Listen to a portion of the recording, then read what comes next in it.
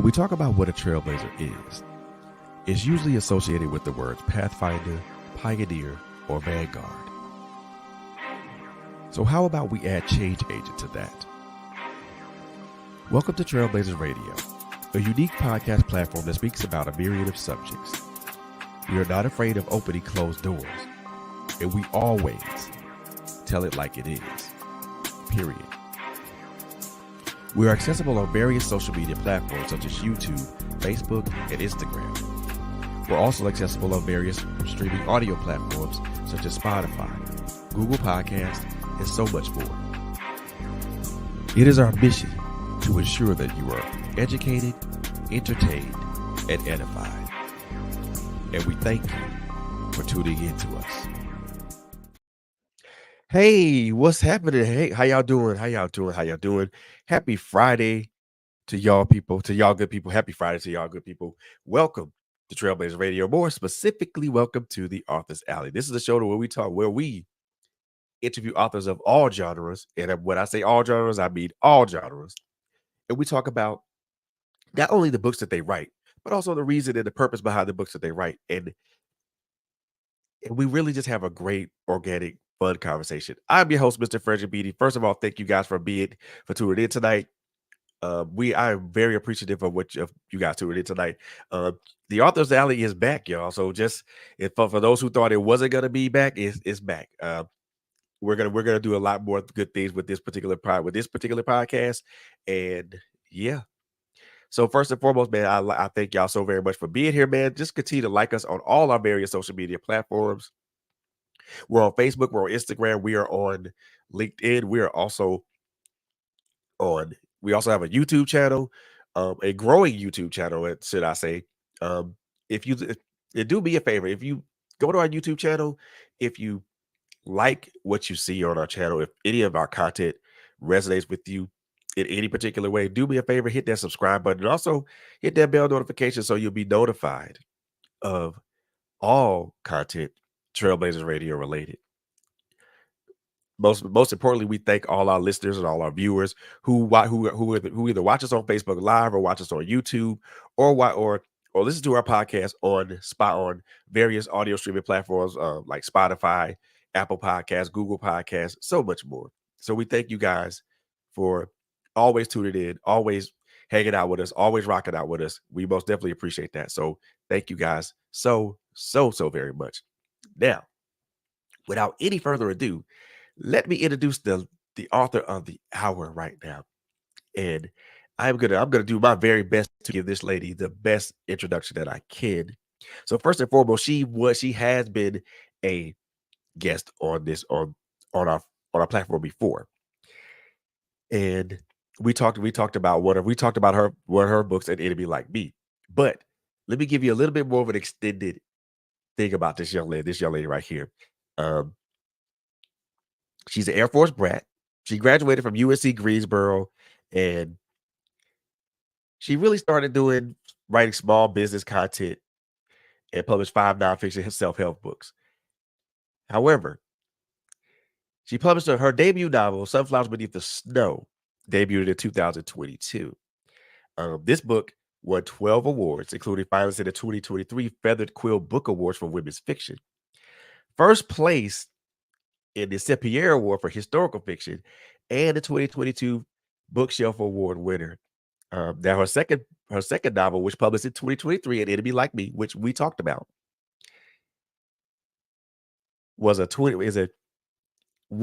17 awards, including a finalist in the Hemingway CIBAs, a finalist for the NIEA in military fiction, first place Book Festival Awards Spring 2023 for historical fiction, and now we're going to talk about her latest novel, which is The Daughters of Green Mountain Gap.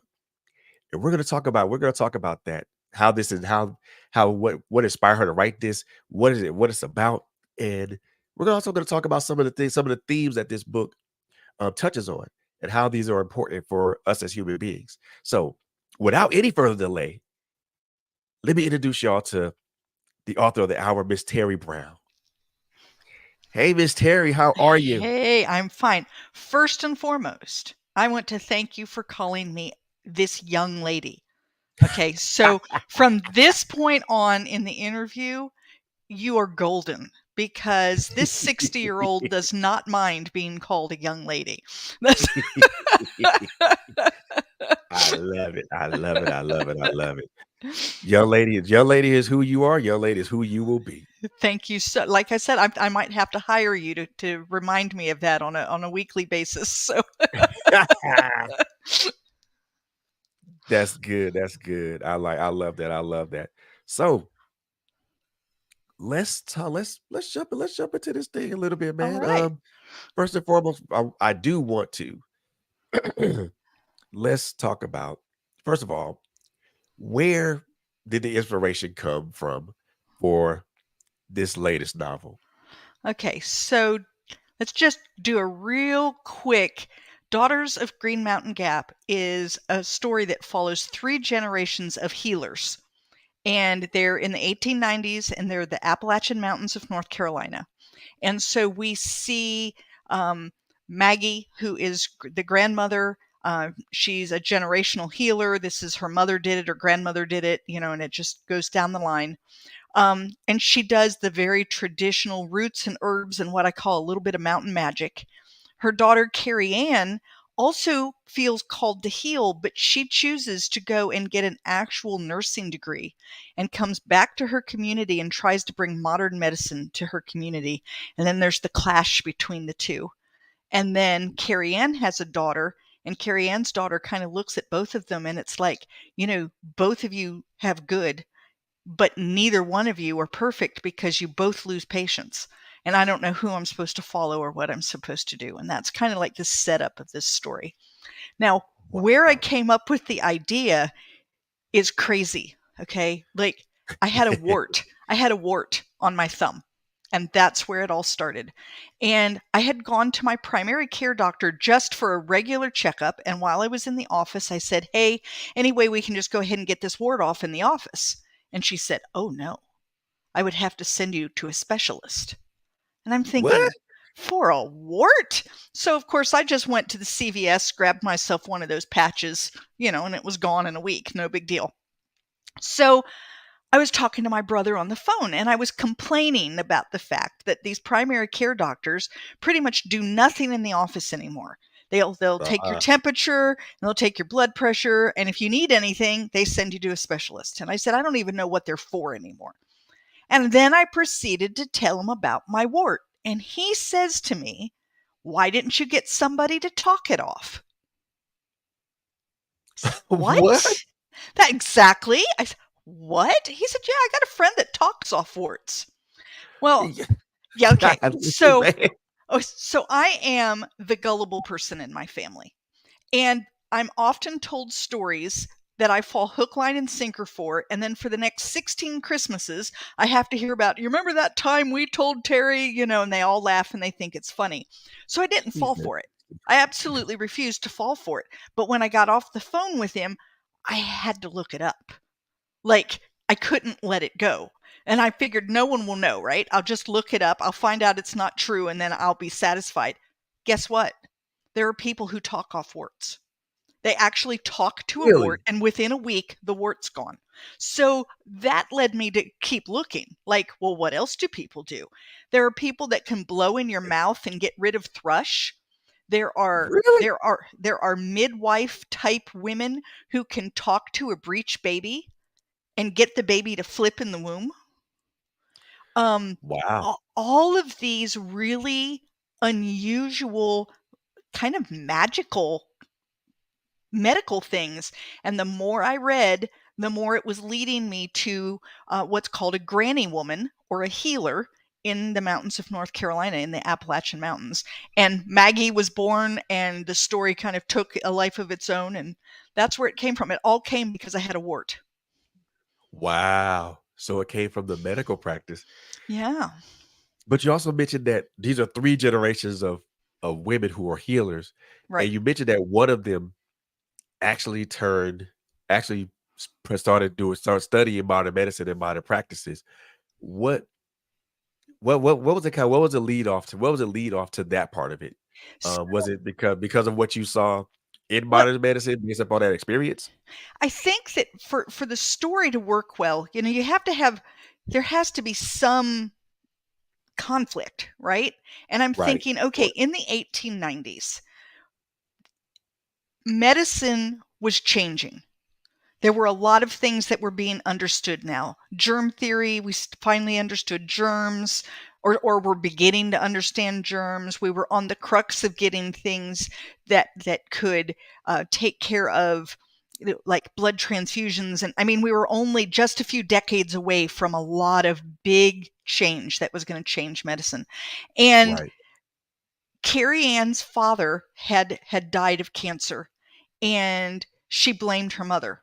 She felt like if her mother had gotten him to a real doctor as opposed to doing her, stupid, roots and herb medicine, that maybe her dad would still be with her. And so even though she wanted to be a healer, she felt like what she needed to do was the modern thing.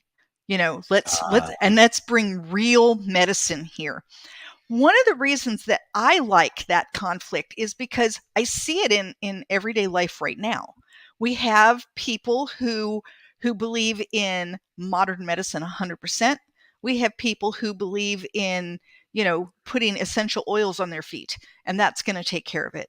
And the truth is that there is some good to some of these alternative medicines, and there is good in modern medicine. But just like Josie May, the youngest generation realizes, people die both ways. Modern doctors lose patients, alternative doctors lose patients. There isn't a perfect way of of healing, right? And I right. kind of liked to explore that idea. And then the idea too that we often throw what I call throw the baby out with the bathwater. We get something new, and everything that's old we just throw away. We want nothing to do with it anymore. And then, Right. 20 years later, we go running back after the old because there was some good stuff in there that we got rid of. And I would love it if instead we could say, hey, here's this new thing, and here's the good from the old, here's the good from the new. Why don't we put those two together and just go with it? But that it doesn't seem to be the way people are. We have this tendency to say, oh, well, here's something new and shiny, and I don't want that old thing anymore, right? Oh man. Man, it's man. So you said it was set in the like the now this you said the like the 1800s. This is like 1890s. 1890s. oh So my the late 1800s, right on the crux of, penicillin and things that are going to really change how medicine works. So, and then we're talking about in the mountains of North Carolina at that time, which there weren't there weren't major roads that led there. The people in the mountains of North Carolina in the 1890s were probably living in a way about 100 years behind, say, people living in Boston, because wow. they didn't have the education, they didn't have the roads, they didn't have the infrastructure, they didn't have that. They were poor rural farmers in a very harsh Wow. climate. So, and That's a and that's a even today, there are sections in the Appalachian Mountains that are still relatively untouched by modern society. People who are still living in ways that would, without houses and no wow. running water, and that's still happening today. Jeez. What so we're talking about the 1890s. So this is Hmm. almost near the turn Oh, of the 20th right, the 20th century. right, So we're approaching the 20th century, but we're not quite there just yet. right, right. So and then you also mentioned that the the availability of hospitals and clinics and Yeah, there and even isn't. proper medical care is very scarce in these areas. Exactly. What what what made you set this particular story in a rural area in North and what made you choose the Appalachian Mountains? I think that because when, as I was doing this research and came across the term granny woman, And a granny woman was this woman who not only knew herbs and roots, but there was a little bit of almost like witchcraft. Like I don't know how to describe it, but it's like a little bit of just I can chant and something will happen, you know? And Ah, I just liked that because it was significantly different than maybe a more modern way of doing things. And so it was going to give a really good contrast between the two. Plus, I loved the term granny woman. And so that made being in the Appalachian Mountains really great. But the same kind of thing also happened in like New Orleans, you know, and wow. other places where there were these, they weren't called granny women, and I don't know what they're called in New Orleans, but that it's like a granny woman, but there's even a little more witchcraft to it. There's a lot of the voodoo and things that go into it. And there is a whole, like, there's just a lot of knowledge that these women have, but it's all mixed up with this magical aspect as well. It's just very interesting to me. The more I read, the more dumbfounded I was as to like, well, like, how do they do it and how does it work? And one of the things that I've thought about is we know, for instance, that you can give people placebos for pain medicine. And if they don't know it's a placebo, they will say that their pain is less.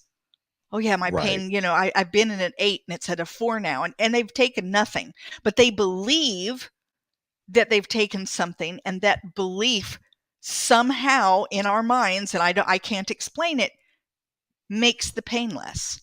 Well, I think granny women and other people that used this kind of little magical kind of thing, it's the same principle. If they believe that they can heal you and you believe that they can heal you, then your brain says, okay, we can be healed. And kind of a, do you know what I'm saying? And Yeah. whatever's bothering you kind of like just goes away, just the way the placebos and other things do. So I just, it's just a very interesting concept to me. Wow. I'm interested already. So, because you mentioned the generational thing. Hmm. So you have one generation of a woman that's the traditional healer, Right? and then you're your second generation of person is she like the middle way? Does she embrace both the traditional and the No, modern? so Carrie Ann, her daughter, is like, if my mom believes it, it's wrong. So she's the one that has thrown all the old stuff under the bus. She absolutely refuses, nothing her mother does is right. She doesn't Wow. believe anything that her mother, if it isn't modern, if she didn't learn it in school, then it isn't real. And, Wow. and so she's that way. It's her daughter who kind of looks and says, there's good in both of these methods. She sees the middle path. Yeah, like, why are you two fighting against each other when you could actually be learning from each other? Maggie, the oldest generation, is actually more willing to learn the new stuff, but Carrie is absolutely unwilling to yield. She she knows that it's her way or the highway. I'm right, you're wrong, and everybody needs to follow me and you'll all be okay. Very obstinate in that. But I like that, you have this older generation of person who embraces their old ways, but still wants to learn the new ways. Right. And then you have the middle one who is dead set On new, Yep, new on new only. ways. And then Right. you have the last one, the last generation, which is the daughter's daughter, who she embraces both of them. Why can't we use both of them? Right. They're both In fact, effective. not Why only not? why can't we, but how can we? How can we use both of them? Like, she's Wow. constantly asking questions like, okay, how do you know, like, to her grandmother, how do you know which of these herbs to use? There's three different things that would help with this. How do you know which one to use? Which one would you use first and why? And then she goes and talks with her mother and says, you use this medicine and this medicine for the same thing that Granny uses these three things for. Which do you pick and why? Is it possible that one of Granny's medicines would do better? Like, she's the one that's really looking at trying to figure that out. The other thing that I haven't brought up yet is that Maggie actually befriends a Cherokee medicine man, and she learns a lot of her techniques from him. And the townspeople at first don't like this.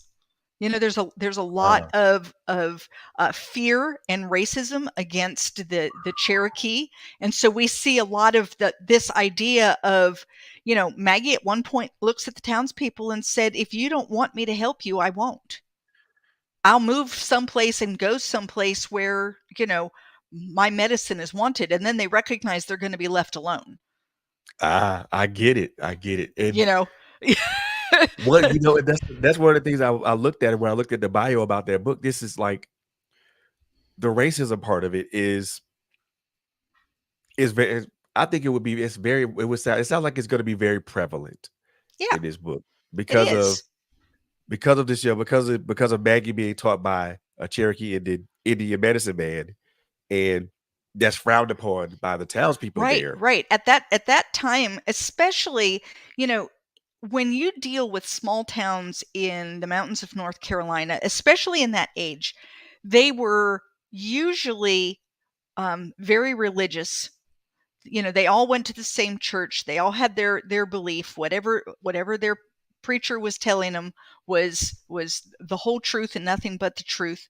And they looked at the Cherokee as savages, as people who Wow, were less than, who wow, couldn't be, who were obviously not as smart, not as capable, and that why would we want anything that they did, instead of being able to embrace, they've been living in this country, on this land, for thousands of years, and they know how to use what the land produces, right? ooh, And wow. yeah, so I just kind of set it up that way. I love a good story, but I also like to explore things that are difficult to talk about. Racism is a difficult thing to talk about, It is.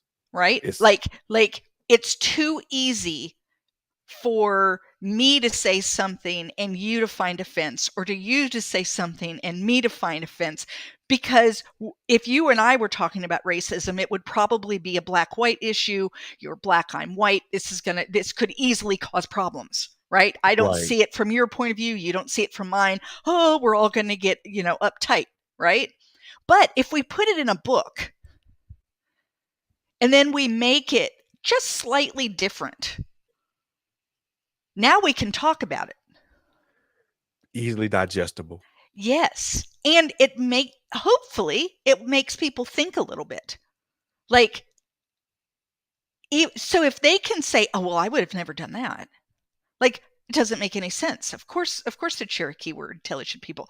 If they can say that, then maybe they'll start thinking about other places where maybe they do hold racism, and then they can pull that in as well and say, "Huh, I wonder if maybe I should." You know what I'm saying? It's Right. just it's just like on the edges of those things that are bothering our society today.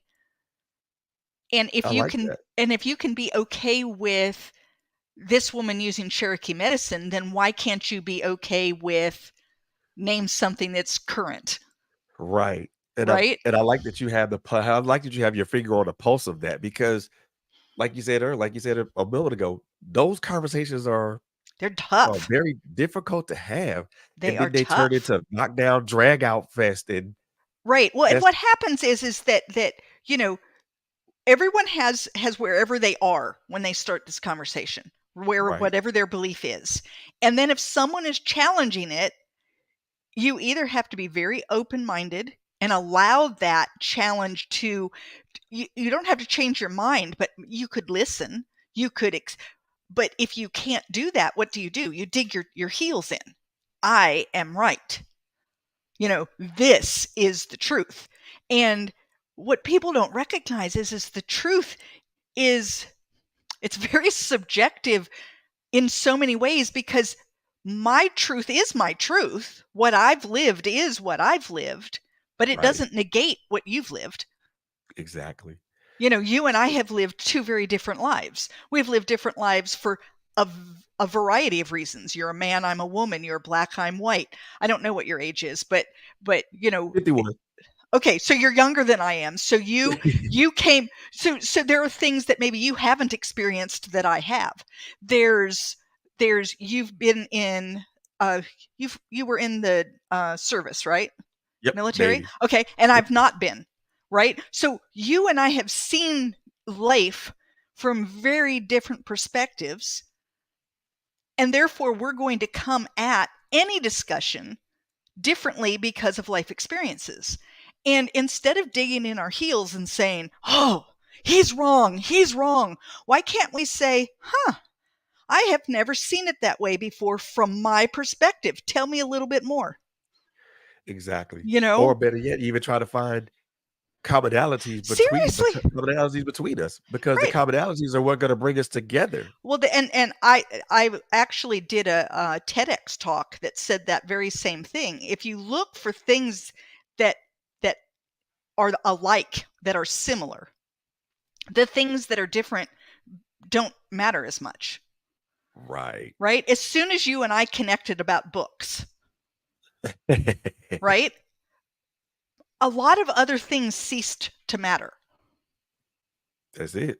right? I don't know what your political affiliation is. I don't want to know. I don't know what, I mean, I don't. I don't know what your religious affiliation is. I don't need to know. None of those Right. things matter. Yet, if we wanted to, we could let those tear us apart, Oh, yeah, for sure. right? But Oh, why yeah. do that? Why don't instead we focus on the fact that we both love a good book, Oh, for sure. That right? now that's And we can come right, together on that one.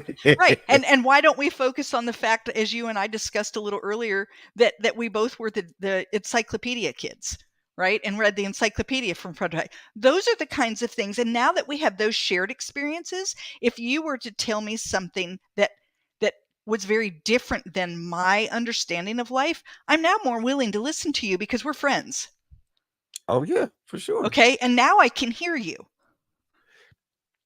Yeah, but I think when we talk about the cultural differences, as we Yeah. talk of we're talking about from not just from you and I, or from any that type of perspective. Now we're talking about from the the point of where your book is.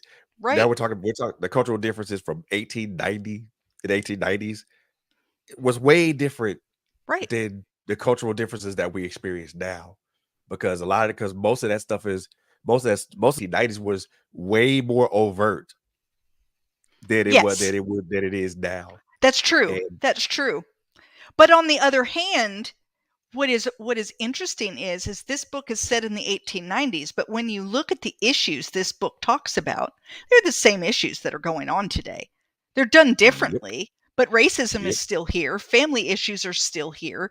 Fear of change is still here. Loss of Ooh, that's a traditions is big one. still here, right? That's a All big of one. those, right? All of those things are still with us because we're human, and humans just keep repeating ourselves. I mean, it's what we do.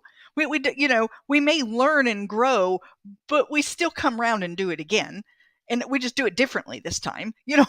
It's and so Alright. those kinds of things. And so I love that about historical fiction is you can read a historical fiction and you can find parallels to today, because Yep.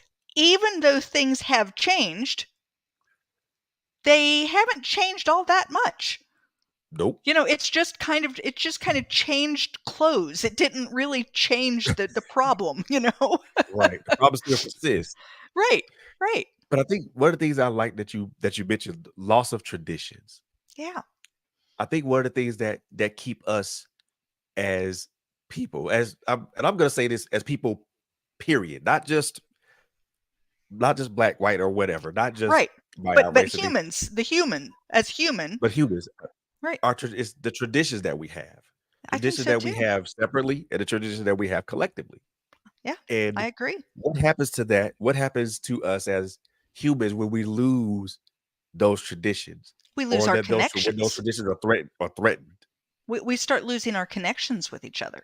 That's what happens. Because what do traditions do? They give Bring us a people common together. bond, right? If So this will sound crazy, but let's go all the way to The Grinch That Stole Christmas. And you see that little village, and they all come together at Christmas time, right?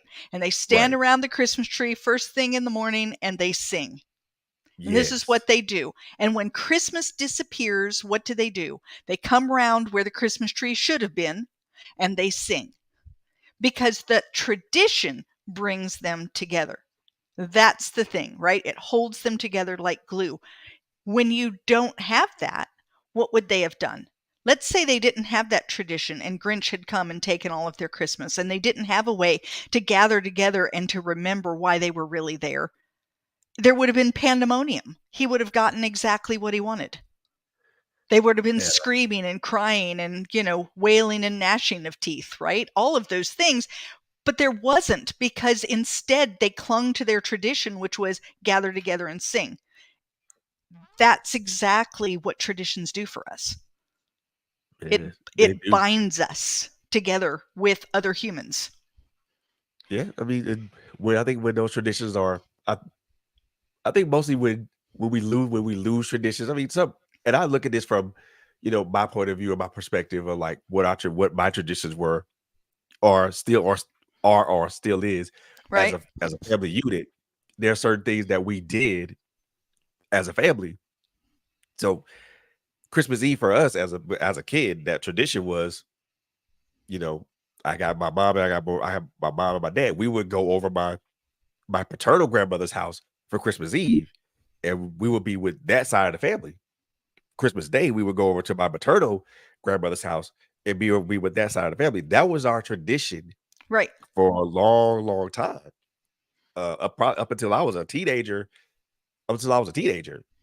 Now all of a sudden, that tradition goes away, and a lot of because a lot of the younger generation who were just below me and my brothers, because they participated in that tradition as younger kids, younger children, like 5 or 6 years old. That was something that they were used to being involved in. Right. And now those younger kids that were up under me and my brothers are now older adults. And then the thing of it, and we always talk about these things. We always talk about these types of things, the things that we used to do when we Right. were younger, or when we were, I think we were. I guess I can say we were a lot more when we didn't have to worry about the worries and the pressures of the world as kids. And I think for me, I think when we lose those traditions or they're threatened, like you said earlier, it does take away from who we are, and also we lose that commonality that brings us together. But I also think that when we lose traditions, I believe that it takes away a lot. It takes away from the history of who we are. Exactly, it As does. Absolutely, it does. And I think that's why, a lot of people who come to the United States and they hold on to their culture. And some people in the United States don't like it. Oh my gosh, why are they, if they want to be in the United States, then they should act like, they live in the United States. And it's like, can they not do both? Can they not be an American citizen and still treasure the traditions from their culture? Why can't they do that? What is the problem with that? Because it helps them remember their history, who they were, where they came from, what was given to them by grandparents and great grandparents and great great grandparents, and those kinds of things. So, I love the idea of bring your cultural traditions and be willing to make concessions. Like, okay, this is the way we used to do it in the old country, and now we're going to do something similar, but because we're here in the United States, we're going to change it up a little, and we're going to do it this way, and we're going to do it with neighbors and invite them and allow them to experience part of what that kind of thing. I love the idea of being able to be who you are and still be open to the good of other people, to be able to say, hey, that's really cool, I'd love to learn more. how Yeah, could i how could I use the good that you've got and bring it into what I do and what I know and what I believe and what I value. funny thing about that is that when we talk about that, the thing you just mentioned, It's like because it I guess this is how I see it. I'm of the same belief of you as you. Why can't you come here and still engage and enjoy the traditions that you had where you Right. were, and then at the same time embrace some of our traditions? I And don't and see the and issue. right, I I don't see don't the see issue with the that. issue. I think and that's one of the things that we see in this book is Maggie goes and she, participates in some ceremonial things with the Cherokee, and she doesn't believe the same things they believe. Their religions are different, their cultures are different, and she could just say, "No, I'm not interested. They don't believe what I believe." And instead, she says, "How can I take the good that I see here and hang it on me, what Right, I know, what I believe?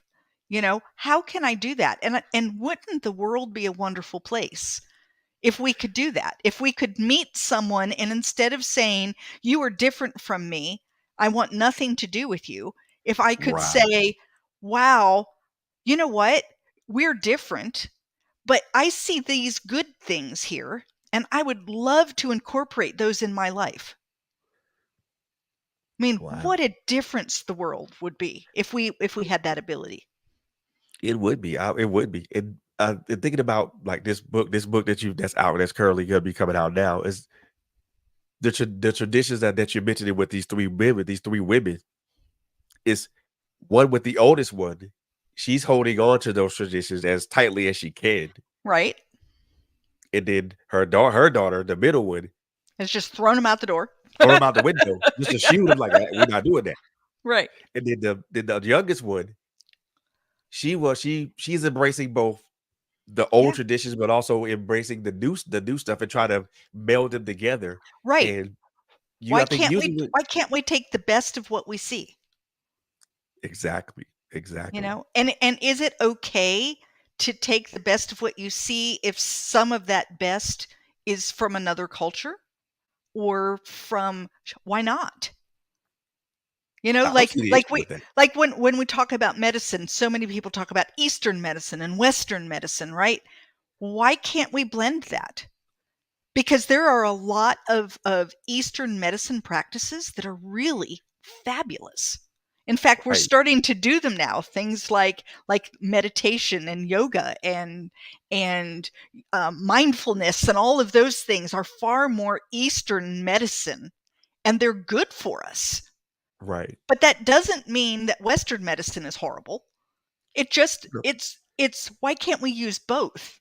Why can't we take a pill when we need to and meditate as well? Like why can't we do that? Why can't we use modern medicine and also have someone do acupuncture? Like is there a reason that we can't do both? the funny thing that's aligned with traditions is that they kind of tend to issue like introduction to of new ideas and new thought processes and new things to it. I think that's one of the downfalls of tradition. As good as they are by keeping us connected to each other, connected to our roots, our familiar roots, they tend to be rigid as far as not introducing new concepts, especially when it's something that could be life changing or life altering. Right. At least that's how I look at it. Oh, yeah. Well, so I live in a community, and the number of times that I hear this sentence, "Well, we've always done it this way." And I think, what do you mean you've always done it this way? If your whole you go back and generations have always done it this way, you still wouldn't be using the wheel. At some point people in your family changed or you'd still be, you know, not having fire yet, right? And Right, so this idea of it's just my way. Whether you're right, embracing the new or the old, you're wrong. You need to be a little more open. You need to be able to say, okay, there's things that are different. And you know what? You don't even have to agree to listen, right. right? You don't even have to agree, but to be able to say, that's interesting, Very interesting. allows for a communication and a connection. And you don't even have to use it. Just listen to it. Just accept Right. it that it's a different point of view. And wouldn't it I just imagine what the world would be like if people could do that. If we could just listen to other points of view. Just listen. Nobody is threatening you. Just listen. Nope. Nobody pulling a bag over your head. No No. one's No. browbeating you. No one's Yeah. saying that you don't have that if you're gonna be punished if you don't listen to it. Just No. No, and it's like, why can't you I mean, you don't even have to believe it. Just nope. could you listen? Could you just listen and accept that's what that person believes and move on? And in our world, I mean, all you have to do is get on social media and read the comments under a controversial post, and Oh, you will all see that people are not able to just say, "Huh, they believe something different than me," and move on. They can't do it. It's like, oh my gosh, if they don't believe just like I believe, then it's a threat to me somehow. that's the closed mindedness of a lot of Yeah, people. I mean, and people who are closed minded usually see things, usually have tunnel vision. One of the phrases I like to yeah, always say is that they made up their mind long time ago. yeah. And that's one phrase I always say. If someone says, "Well, we've always done this way," well, you made up your mind a long time ago. Yeah, yeah. There isn't, yeah, and there's very little you can do about it. Yet on the other hand, I write my books in the hopes that maybe someone will be reading along and they'll see themselves just a little bit, and they'll say, "Huh." I have a friend who read my book, and she's a very open-minded person, and so it kind of makes me laugh. But she says, sometimes I tell myself, stop being a Carrie Ann. Stop being a Carrie Ann, and it's just that idea of you don't have to dig in your heels. Right, It's okay to be open. It's okay to hear another idea, even if it isn't what you believe. It's okay. right. It's good. I like I love So, that. And then the other thing that you tackle is the fear of change. oh I yeah. think fear of change is something that if you probably agree with this. Fear of change is something that is something that is very much feared amongst us as human beings because Oh yeah. we don't like change. We don't like change. We don't like No. when things all of a Well, sudden are altered if you or look at it in you know years and years ago, generations ago, change often meant that you might not be safe, right? Because you did things a certain way and that was keeping you safe. So change equaled not feeling safe anymore. So we ah developed this, oh, we got to keep doing it the way we always know because we're comfortable, we're safe, everything's we don't have to worry here, right? I got They you. did this study. It was really cool where they put electrodes on people and they know what areas of the brain light up for fear. And they were talking with a group of people about changing some rules at work about how they were going to do certain things. And they're following the EEG patterns in these people's heads while they're talking about, and this is just changing the way we're going to do things here at work. And their fear centers were all lit up Wow. simply because the word change, we're going to change a few things. And all of those Wow. people now are all sitting there with their fear brain going, we're going to Oh, wow. change, we're going to change, right? Like they're falling apart. And it allowed these researchers to recognize that change and fear they're right together. So it makes Right. sense. If someone says you have to change, well, the first thing you do is say, no, we can't do that. We can't, we can't do that. Right? Oh man. Are you rail against it? Yeah. Yeah. What are they trying to do? and Yeah. But I think but I'm not saying all change is good. I'm of just course it's not. saying that as humans, we generally don't like change. No, We get because comfortable in what we're doing and we want it to stay just like that.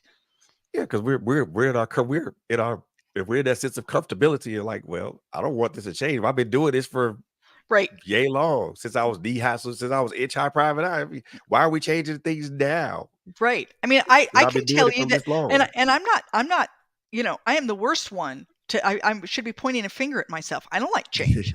I don't like I hate do you know how much I hate it when one of my apps updates and they move everything and now I can't find a thing? Okay, I went into my Food Lion the other day and they had renovated in my Food Lion and moved where they kept this has been 6 months ago. I still can't find the mayonnaise on the first try, and it makes me crazy, right? And I don't like change, but I recognize that I don't like it, and I'm willing to, like, take a step back and say, "Okay, just breathe through it. We can get through this." It's not but I mean, seriously, if you go into my Food Lion, you will hear a bunch of people my age and older still complaining about the fact that they cannot find certain things because they moved them around in the store. Yeah, And that's a that's a familiarity. simple change, Yeah, right? That's something that shouldn't cause any problem, and yet it like, it does. it sent the whole community into a tither. You know? Wow. I can't find the mayonnaise because y'all Yeah, weird because y'all renovated this place. where are the Y'all pickles? It's I'm gonna give this store a one-star review because y'all I can't find my mayonnaise. Yeah, yeah, like, you put your mayonnaise over next to the lettuce and the spinach. Why? Why is it there? It doesn't make sense, but there it sits, right? And But so I think that it's that idea of people don't like things to change, and I don't like things to change. right. Anyone who says that they love change is either not telling the truth or they are wired significantly different than the general populace. Or Mm, maybe they've learned to it's a learned skill and they've learned to accept change. But I well, don't think I we do would it naturally. well, I would think that if someone was in an environment that was ever shifting and ever changing, I think there would be kind of because they've been exposed to that environment that's always shifting and changing. I would think that they would start to hardwire themselves to be And maybe that's true. Maybe that's expected true. of that. Maybe that's true. And so they might dislike it more if things didn't change, you Right. know, that they might find that unsettling. And Exactly. why? Why would they find it unsettling? Because it's a change. They went from change, change, change, change, change to not change, and that's a change for them. Yep. So Exactly. And I think we were talking about, this book and their characters. I mean, when we talk about that, we talk about these three generations of women, and we talk about fear of change. You know, I would think for the older generation, that fear of change is that everything's moving to modern time to modern things. and it's going to make me useless. There's that fear of becoming obsolete. I know how to do it this way and nobody's going to do it this way anymore. Then what? What am I going to be good for? You know? Right. And then I think for the middle one who's the modern medicine, I mean, it's gonna be her way or the highway. But then again, what and I'm pretty sure that her fear is what if it change what if things change again? Yeah. Oh yeah, cuz she's not going to want that either. Right. And then for She the wa- one she that wants it embraces the both, right? She wants it the way she wants it, right? you And the know? one that embraces the both, her thing, I can imagine that her fear of the change would be what if and I can look at this in kind of two ways. What if one overwrites the other, or what if both become not effective? Right. Right. What if there's a third way? What if I get wedded to these two and there's a third way, you know? Wow. Yeah. These are things these are interesting these are interesting like things to tackle and look at from a book from that standpoint. Not when we look about when we talk about like the 1890s, we're talking about three generations of women who all embrace things a different way, Right? and then who probably have all experienced either all three of those things that we mentioned at once, separate or even separately at any given time at Right. one period of time. And then just to throw things a little more, these three women love one another. So they're trying to navigate all of this angst and this, like Carrie Ann has complete disgust over the way her mother is doing medicine, and yet she loves her mother. Wow. And so now you're dealing with that as well. Like how do you do that in a family? Because families aren't perfect. No. You get And, together at Christmas. I don't know of too many families that can get together at Christmas where they're not worried about something. Like of like course. before you go in the door, everyone's mumbling, "We're not bringing up politics. No politics. We're not discussing." You know what I'm saying? Like, you know, you know what I mean? Because you don't want to start something, right? And so Yeah. how do you navigate families when you love one another, but you don't necessarily agree with one another? Like, how do you do that? And that's another thing that this book tackles is that idea of, these three women love one another, but they don't see eye to eye. Yeah. Like you said, that's a thing with pretty much all families, Yeah, just like you mentioned. The you mentioned the perfect example of what would probably tear a family apart. right. Talking about politics. Or it could be religion, Right. especially if the majority of the family has always gone to a particular church and now someone has decided to leave it, or worse than leave it, go join something else. And now you've got that tension going on. Or there's just so many things that people, it's like, we're not going to talk about that. Nope. This is not going to be a topic, right? And then everyone kind of sits and, okay, we all love one another. Nobody bring up the sore topic. Don't talk about the elephant in the room. And that but Don't that bring that up that also brings up cousin that John now went and joined, a different wow. faith. We can't talk about that today. And so, yeah. Brings about uneasy tension in the room. Yeah, yeah. And once again, this isn't just an 1890s problem. That happens in today. I mean, I can guarantee all across the United States on Christmas Day or whenever it was celebrated by the family, there was some of those same tensions where people sit in the room together, they love one another, and yet their belief systems don't always align, and now they have to figure out what to do with that. Right. Can I still love you and disagree with you? And of Right. course, the answer, in case anyone's wondering, the answer is yes. Yes, you can love someone and disagree with them. It's okay. It's allowed. Yeah, it is. The red dot around that reticle would be like how to properly and safely deposit those emotions, those Right. those feelings, without it being overly angsty or without it being excessively aggressive or Right. even to the point to where it's like you're condemning that person because of what they're doing. You're adding condemnation on that person because of what they're doing or what they believe in or what they embrace. Right. Right. Can you just accept? Can you do it? And, the answer once again is that's not an easy thing for humans to do. Nope. We like it when people are like us. Yep. That's what we like. And not But only do we like it when people are like us, but we like it when people agree with us. We do. unfortunately, society isn't built that way. No, no. And so, I don't know. I really like literature because it does allow you to explore these kinds of things in a nice, safe way. Because you're reading Right. the book by yourself. It's not like you're reading it out loud and you have to explain it to all the people around you. And you're reading it to yourself, and then you can think about these things, and you don't even ever have to talk about it, but you can think about it, and you Right. you you can come to some conclusions in your head if you want to. It's a Yeah. it's a it's a nice, safe way to kind of look to get yourself thinking in that direction.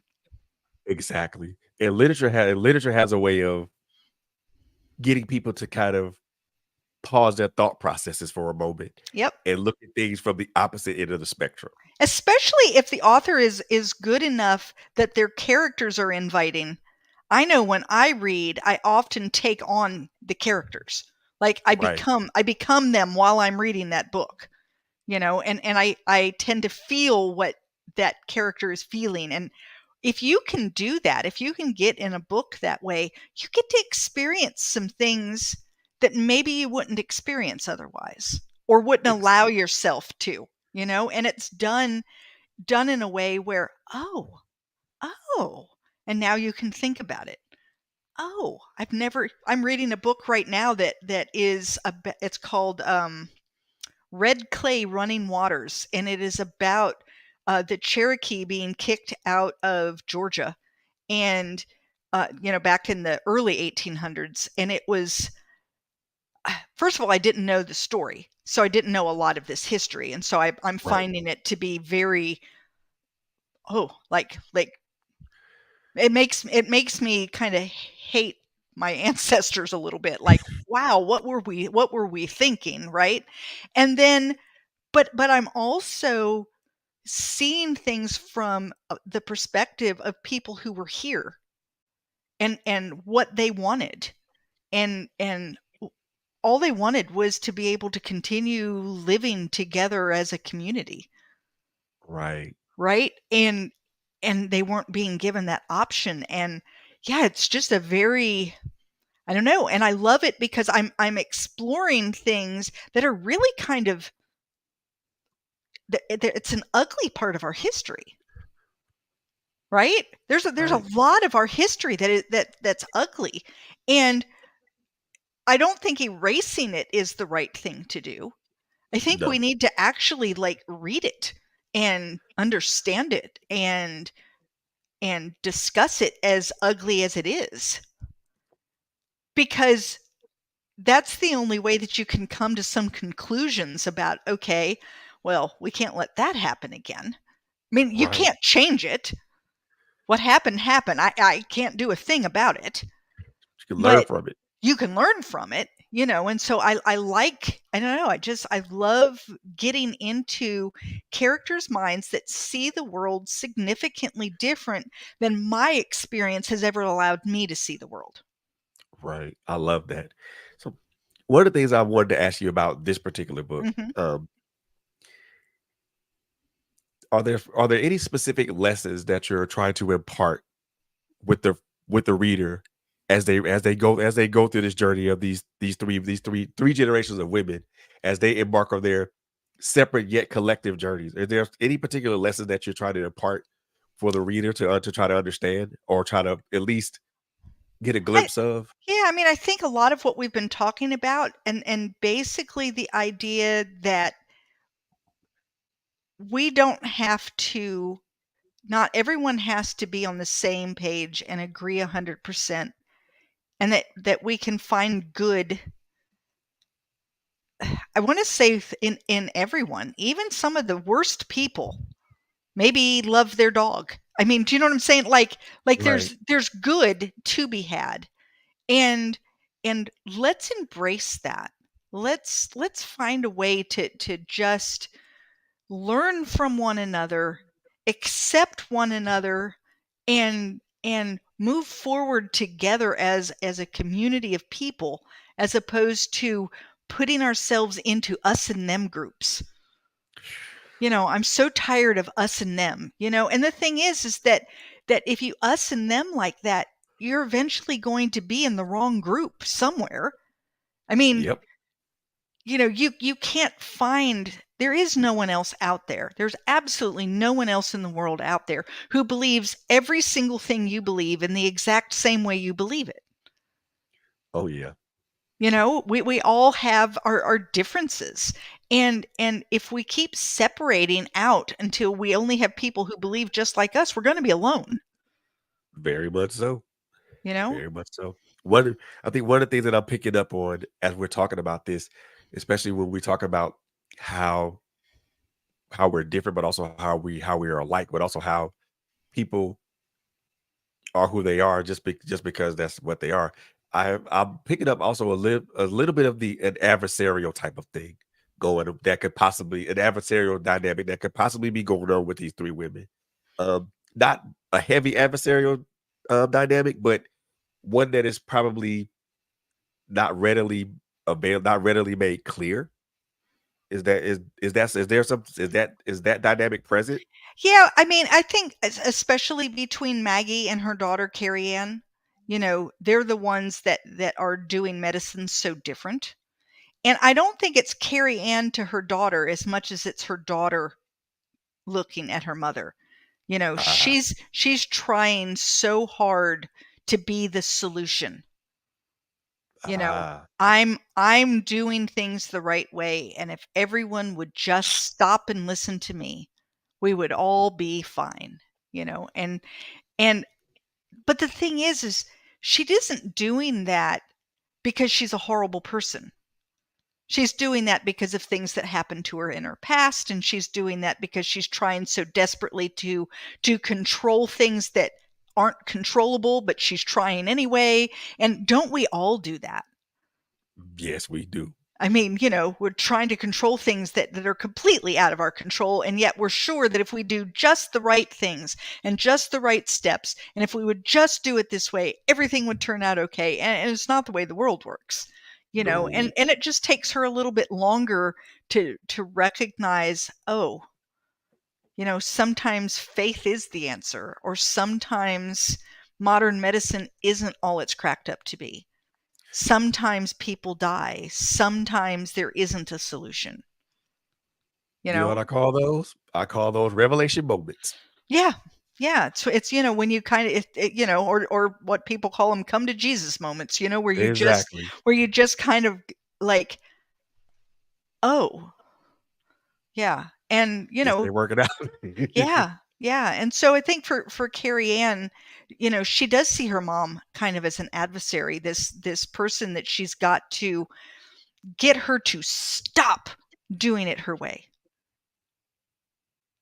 and in the end of the book, as all books are wont to do, I mean, we come to something that happens and it brings the women together, and all the things that happen in books, but I think that's in life too. you know Yeah, Things are going along, and maybe they're not good, and finally you come to a crisis point, and people pull together. I mean, we've seen it in our nation. right. 9/11 happened, and for several years, our nation was very, very united, Stalwart, right? I'll say. And very, very united. And it's because something horrible happened. And we all then, cling together, right? And then things like race and belief systems and which political party you were didn't matter, Nope. because we were Americans and someone had attacked us, and now we're together, right? And Right. that's also human nature. And then Yep. the further and further that gets from the collective memory, the more and more now we start saying, oh, we're back to us and them, back to us and them, you know After COVID, I think that kind of put through everything it did. It threw out of everything whack. in another loop again. Yep. Unfortunately, though, with COVID, instead of coming together, people were left alone for so long Isolated. that I don't know that the isolation did us a lot of good. I think it let people No. think too long about things that, yeah, I'm not sure that it was the best solution. We would have Gave been. certain people too much time to stew over stuff. Yeah, I think so. Yeah, they didn't have anything else to do with their time. But yeah, I think that often when you have a calamity or something that is big, that affects a large number of the community, people pull together. You see it when um, um, maybe a police officer is shot, and now the whole community comes together. Or Exactly.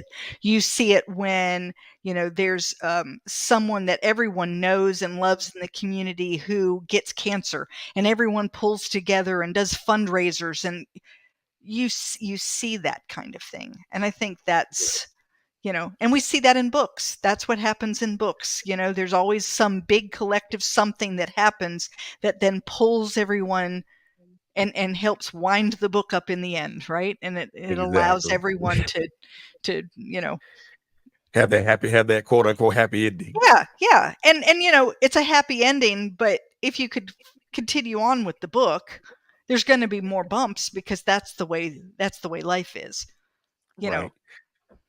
Yeah, I call those types of things, it's they're happy endings, but they're bittersweet because Yeah, of course it resolves the current issue, but there are more issues that's going to be further on down the line. yeah, If you decide if you want to, expound on it further, or if like our favorite books or our favorite series that we read, especially I'm a huge Tom Clancy fan. So some of the books yeah. that I've read, they have these, especially I think Red Storm Rising had it was not necessarily a happy ending, but it kind of like, well, what happened on the other side of this stuff? Right, What right, right. It's I interesting. see. I had someone say for Daughters of Green Mountain Gap, um, well, I wanted to know more about Josie when she grew up. You didn't tell me enough. I don't know. Did she marry? Did she have children? And I just smiled and said, you know, it wasn't it it it didn't matter for my story. And Right. do you want her to be married with children? And she was like, "Well, yeah. Well, good. Then for you, It was she's good. married with children. you can you get to do what you want with that part, you Yeah. know." The the one thing I like about books, it leaves us up. There's enough of the story to allow us to imagine the outcome of it once Right. we get to the end of it. Right. You I know, mean, I did that. So as a kid growing up, I loved Gone with the Wind. It was just I think I loved the dresses and I loved Scarlett's character and you know, there in the very end where he leaves her, right? Like and she's left crying on the stairs and then it's over. And it's like, "What? What?" that's it. They didn't get together. So in my mind, they've always gotten together again. She always goes after him. They finally realize that they love one another and they live happily ever after. That's I know that's not what the book said, but that's how Terry ends it. In your mind, that's how it Yes. goes. Yes. It has to Which is a because otherwise the otherwise it was a waste of several hours watching that movie. That's right, right. That's my thought process too. If I read something or watching something and it kind of ends like to what I yeah. would consider funny, like wait a minute, Wait a minute, wait a oh, minute. If what everything happened? doesn't wrap up nice and neat, I'm like, "Whoa, whoa." Hold on. But you know what I've said now that I'm a writer, what I've said is, "Oh, they're gonna do another one of these. This didn't wrap up because they're gonna do a series. I know what they're doing here." Exactly. I know they're just trying to pull people back in. Okay, I They get you. are. They All are. right, I see the plan. All right, I'm with that. Let's go. I'm and I'll be as much as I like because I have like that love-hate relationship with those types of books that have those endings like that. Right, Because right. I love it because now it's something else that's for me to look forward to. But then I don't like, but then I hate it because well, You have why'd to you end it wait so until it abruptly? gets there. Yeah. Or that it ends so abruptly that a That lot of questions that you had yeah, while you were you don't reading feel it, satisfied. Yeah. yeah, or a lot Yeah. of the questions that you write that you had while reading it, they don't get immediately. They're not immediately answered. Yeah. Yeah. I'm like, wait a minute. So I had this question, but they didn't answer that question, and I had this question. They answered this question, but they kind of answered it You know, half-heartedly. yeah, in a But way that didn't really wrap it up. Yeah, like, right, "What happened here?" Yeah. Yeah, and then those and then there'd be times where I look at it like, you know what, I give up. yeah. Whatever the end it is, that's what the end it is, and I'll just leave it. I'll leave it at that. Not gonna even sit up here and try to wrap my head around it or try to figure it out. If it's quote unquote happily ever after, then that's what it is. If it's And not, that's what okay, it I'm is. fine with that. Right, I'm fine right. with that. But Miss Terry, I've enjoyed this time with So you have as I. always. Thank you. Um, it's always been an interesting conversation because for one thing, I for the first time we talked when we talked about an enemy like me, a lot of from what I've seen, this is kind of the growing the theme that I see with the books that with what you're writing. You you pick a subject and then you tackle certain themes. Um, like with this book, you tackle racism, you tackle loss of tradition, you tackle fear of change, but you also kind of tap into the adversarial nature of mother and Family daughter. relationships, right, Yep. right. and I like the way that how you're tackling those things because it's something that we as human beings in 2024 still deal with. We Right. still have to deal with these things. And there is an adversarial nature of family members. You know, we That we are that you we have are to we are learn that you have to learn how to tackle yep. We because are you we are love them, you Yep, know? we do. Yeah. And we are people that are resist we are people, we are a race, and I mean the human race that's Right. resistant to change. We as a human race, we all have traditions that we've staunchly followed. And when those traditions are lost or they're threatened, we tend to kind of hunker down and circle the wagons. Right. So Right. I love that you're mixing those things in it because like it or not, if for my viewers out there, like it or not, these issues that she's writing about in historical fiction are still very much prevalent to this day. And especially the fear of change and the adversarial nature of not just of adversarial nature of family members. Because until we understand what makes us what makes us the same, we'll never understand what makes us different. Right. Right. Because differences are too scary to tackle. But like I said, if you can get to know someone first and they can become friends, they can become someone that you have commonalities with, then it's a little easier to start tackling the things that are different. To listen and to take, what you have to say and say, "Oh, well, okay, I've never experienced that. Here's what I've experienced," and just be able to listen to one another. Yeah. Right. It's a Gotta listen to each gotta other. listen. Yeah. So I'm gonna give you this opportunity to let everybody know who you are, the books that you have out, including your current book, and then where people can find you and find your book. All So right. you have the So stage. All right, so I'm Terri M. Brown, and I began writing novels and got them. My first one published in 2022, and that was Sunflowers Beneath the Snow. It's about three generations of Ukrainian women, and it came out right before the current Ukrainian crisis. In fact, 2 weeks after my book came out, Russia invaded Ukraine. And so that's crazy. Um, I have a friend who's Ukrainian. She told me a little tiny story that was so compelling that I tell everyone I wrote 82,000 words of fiction to tell those 3 pages of truth. And then, Wow. yeah, and then An Enemy Like Me is it's a World War II genre, but the one of the main characters is a first generation German American. His name is Jacob, and so Jacob's parents were born in Germany, moved to the United States, and Jacob was born in the United States. When World War II comes along and he decides he's going to fight in the war, he believes that he's going to fight the Japanese. And that's an enemy that he feels like he can get behind, and he ends up fighting in Germany and recognizes that he's more like the enemy than he is different from the enemy. We see that book from his point of view, but also his wife and his 4-year-old son. And then finally, Daughters of Green Mountain Gap, which just came out in January. And that's what we've been discussing this whole time. Um, you can find me at my website, which is my name, Terri M. Brown, and that's Terri with one R. And while on my website, you can join my newsletter. You can find all my social media apps. Like all the little icons are there. So just pick one. And if you don't want to do any of that and you just want to reach out to me, I have a contact page and I would love to hear from you. Cool beans. I love that. I love it. So I did put your website Yeah, up there I for see everybody that. to take a look and see. I'm also gonna post a book link so everybody can take a look at that. One of the Fantastic. things I want you guys to do if you guys are watching and looking or listening to this, um, do me a favor, do me a favor, and check out this book. I mean, even if you're not into historical fiction, I know I am because I like reading it because of the significance of the stories. Even though the characters are fictional, the historical backdrop and importance of the story is factual. Yeah.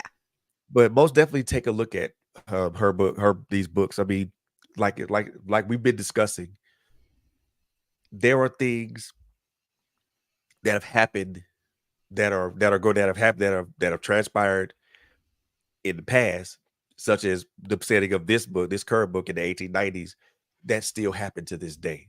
Yeah, I think that people have the opportunity to learn a lot about themselves and their neighbors and their friends and their family if they're willing to like get into the book and open up their hearts and their minds to those themes. So, Most definitely, because I think if I believe, I strongly believe if they do this, I mean, you don't even have to read the book necessarily to even see the things that go on in society today and compare them to what happened in society back, right. way further back in time. There's Because a reason that they say history repeats itself, very much so, right? very much so, and you are so correct in that. And if we keep on repeating history, we're bound to failure. Yeah. Yep. That's one of the things that's one of the things I will always say, and I will keep repeating that. If we continue to repeat the bad parts of our history and we don't learn the lessons from that history, we're gonna just keep on making the same mistakes over and over again with no lesson being learned and no real relevant change happening. Right. I 100% agree. So, But hey, that's hey, this I have what do we know? What do we know, right? We're just two like-minded people. We're just two like-minded people. two like-minded people. Two Yep. like-minded people that see something the same way, Right. you know. Exactly.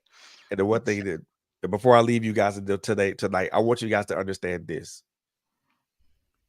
The things that me and Miss Brown, me and Miss Tim, I'm gonna call her this this young lady young because lady. that's what she is. The things that me and this young lady have been talking about are are nothing new up under the sun. We've had these discussions, we've had these particular issues ever since, geez, the beginning of time, perhaps. Right. Right. And one thing that I said, and we both agreed is the more if we don't, we have to find out what makes us alike first before we can before we even think about what makes us different. Or we can do it, we can do it vice versa. When we learn to look at and respect what makes us different, then we can find common ground on what makes us the same. However, I look at it from how I said it. I We have think to look at what it's easier. It's yeah, easier because people tend to group themselves by commonalities. We're right, used to that. So, like I tell people, look for what makes you the same as someone.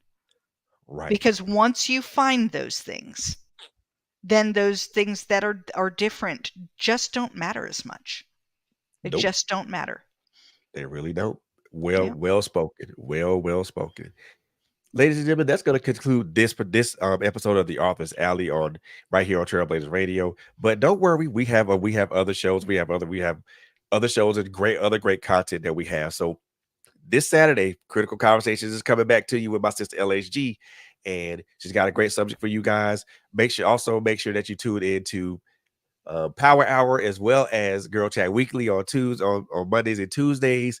Um, I believe that I think I'm gonna come with a show this coming Monday because there's some things I want to talk about when we because I'm gonna piggyback off something that me, LHG, and some other people have talked about in previous episodes.